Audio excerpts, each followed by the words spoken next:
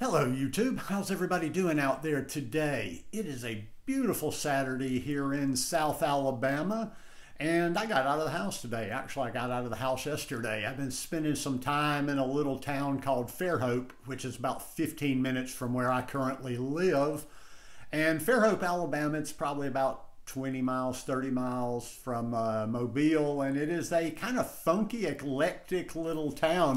In fact, if I was still drinking, I was walking around there this morning and ran across a few more cool little places. They've got some live music and bars and stuff, but yeah, if you ever get down to this area, you should check it out. Maybe, who knows, maybe I'll do a Gulf Coast retreat one of these days, but anyhow, today I just want to talk a little bit about daily gratitude and staying mindful and my kind of thoughts on the connection between how I use the practices. And I had some thoughts of my own I wanted to talk about, and I did what I normally do and Googled, and the Google God smiled on me again, and I came across a really good article to read. I've tried to be more thoughtful and actually daily with my gratitude practice this year, and not just being haphazard from time to time going, I'm grateful for these things. I kind of started the year off like trying to practice gratitude in the very beginning of the day and the very end of the day. But you know, sometimes you're just getting started in the morning, and although I find something to be grateful for every morning, now I've kind of like, I've waited a little bit. So my 2 times of trying to practice the daily gratitude now, or I'll usually just wait till some spontaneous time in the day until I catch hold of something that I'm like really, oh wow, I'm really grateful for that. And then at the end of the day, I kind of just do a recap on all the things that I have to be grateful for. And one that I'm mindful of my thoughts, and that's where the connection is with the mindfulness there. It's always about being mindful of those thoughts too, about how you're thinking about things. And I've got a good quote I'll share in a minute.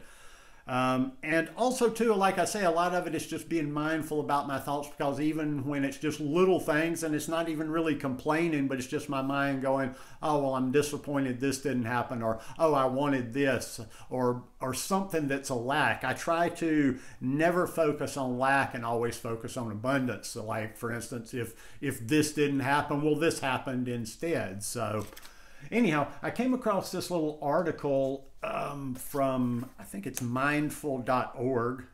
I'll drop a link down below. And I'm probably not going to read the whole article. Yes, mindful.org. And the first part is how to practice. It's actually a long, it may be several articles kind of rolled into one, but I'm going to read for a while, and then I will, like I said, I'll drop the link and you can read further. How to practice gratitude. Practicing gratitude has incredible effects, from improving our mental health to boosting our relationship with others. Explore ways you can be more appreciative in our mindful guide to gratitude. Practicing gratitude can be a game changer. It has far-reaching effects, from improving our mental health to boosting our relationships with others. Living your life with gratitude helps you notice the little wins, like the bus showing up right on time, a stranger holding the door for you, or the sun shining through your window when you wake up in the morning. Each of these small moments strings together to create a web of well-being that over time strengthens your ability to notice the good. Building your capacity for gratitude isn't difficult. It just takes practice. The more you can bring your attention to what you feel grateful for, the more you'll notice to feel grateful for. Start by observing. Say the thank yous you say. Just how much of a habitual response is it? Is it a hasty aside, an afterthought? How are you feeling when you express thanks in small transactions? Stressed, uptight, a little absent-minded? Do a quick scan of your body. Are you already physically moving on to your next interaction? Pick one interaction a day. When your instinct to say thanks arises, stop for a moment and take note. Can you name what you feel grateful for, even beyond the gesture that's been extended? Then say thank you. How do I practice gratitude? Robert Emmons, psychology professor and grateful researcher at the University of California, Davis, explains that there are 2 key components of practicing gratitude. We affirm the good things we've received. We acknowledge the role other people play in providing our lives with goodness. Most of us know it's important to express excuse me, thanks to the people who help us or silently acknowledge the things we are grateful for in life. Research has linked gratitude with a wide range of benefits, including strengthening your immune system and improving sleep patterns, feeling optimistic and experiencing more joy and pleasure, being more helpful and generous, and feeling less lonely and isolated. Interested in reaping some of these benefits? Get started with the gratitude practice. And here's I like this guy a lot, John Kabat-Zinn, 10 ways to practice daily gratitude. As John Kabat-Zinn says, the little things, the little moments, they aren't little. Saying thank you, holding the door for someone, these little moments can change the tone of your whole day. One of the most powerful ways to rewire your brain for more joy and less stress is to focus on gratitude. Here are 10 simple ways to become more grateful. Number 1, keep a gratitude journal. Establish a daily practice in which you remind yourself of the gifts, grace, benefits, and good things you enjoy. Recalling moments of gratitude associated with ordinary events, your personal attributes, or valued people in your life gives you the potential to interweave a sustainable theme of gratefulness into your life.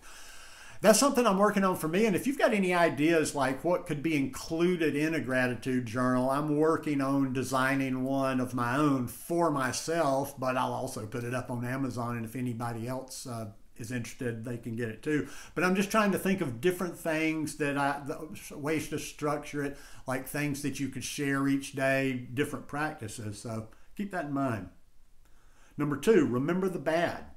To be grateful in your current state, it is helpful to remember the hard times that you once experienced. When you remember how difficult life used to be and how far you've come, you set up an explicit contrast in your mind, and this contrast is fertile ground for gratefulness. Ask yourself 3 questions.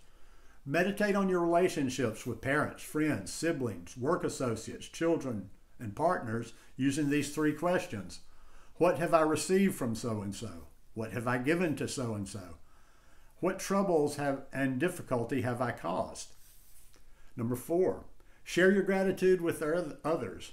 Research has found that expressing gratitude can strengthen relationships. So the next time your partner, friend, or family member does something you appreciate, be sure to let them know. 5, come to your senses. Through our senses, the ability to touch, see, smell, taste, and hear, we gain an appreciation of what it means to be human and of what an incredible miracle it is to be alive. Seen through the lens of gratitude, the human body is not only a miraculous construction, but also a gift. Use visual reminders.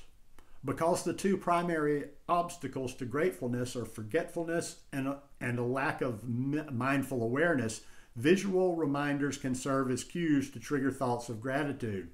Oftentimes, the best visual reminders are other people. Number 7, make a vow to practice gratitude. Research shows that making an oath to perform a behavior increases the likelihood that the action will be executed.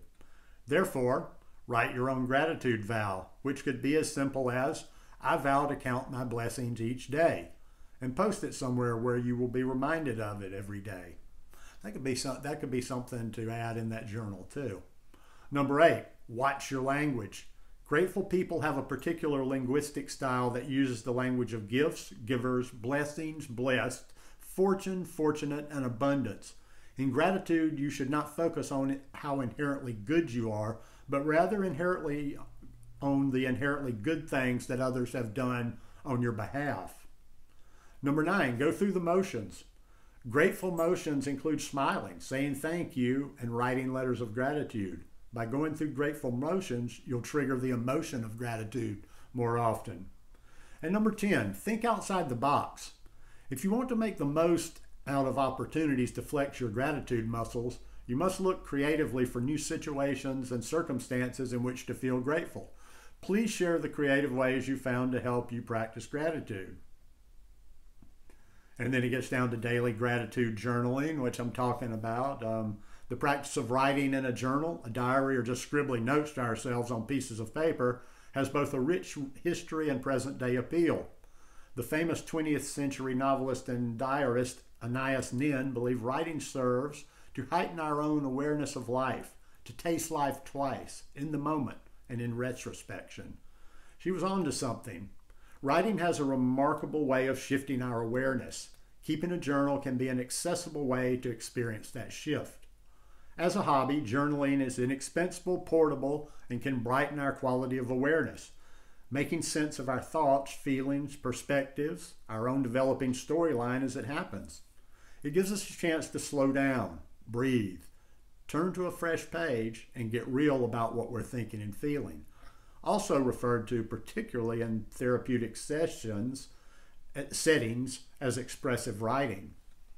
Although we refer here to writing, journaling is not only about putting words on paper. Visual journals filled with sketches, doodles, or any form of art you desire vastly expand the options and the accessibility of journaling practice. You don't have to erase your doodles, correct your grammar, or worrying about garnering likes and emojis from a virtual fan club. In other words, expressive journaling is expressing yourself for yourself. And there's more good stuff here. Like I say, I would definitely recommend like scrolling down and reading the rest of this. This would end up being about a 25-minute video here. I'll drop that link below. And I'll finish with this. The reason I said I like to be mindful of my thoughts and focused on this, I go back to a quote, and I think I may have shared this before, but I'm going to share it again. It's a little quote by Lao Tzu.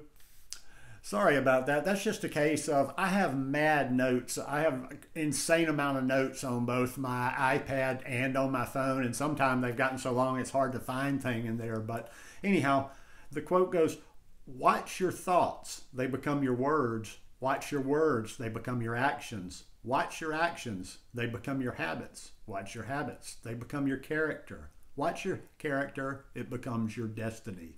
And that's a little quote by Lao Tzu.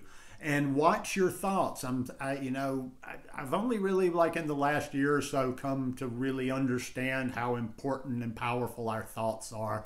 By just all the stuff I watch there's a tie-in with quantum physics, which is way over my head, so I won't ever try to explain that. But anyhow, just thought on gratitude. It definitely enriches your life. It can get you through tough times, and yeah, just find your way to express it in whatever way works best for you. Anyhow, hope you guys enjoyed this video today. If you like it, please give me a thumbs up. Have a beautiful rest of your weekend, and I'll see you here again tomorrow, the next day. Peace.